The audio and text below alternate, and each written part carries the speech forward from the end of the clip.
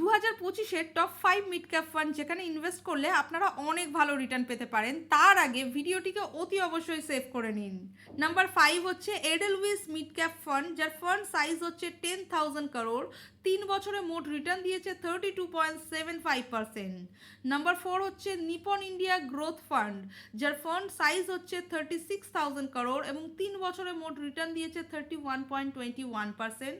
Number 3 হচ্ছে HDFC mid cap opportunity fund, যার fund size হচ্ছে 79,000 করোড় এবং 3 বছরে মোট রিটার্ন দিয়েছে 32.68%। সেকেন্ড হচ্ছে Mahindra Manulife mid cap fund direct growth, যার ফান্ড সাইজ 3,775 কোটি টাকা, কিন্তু 3 বছরে মোট রিটার্ন দিয়েছে 30.44%।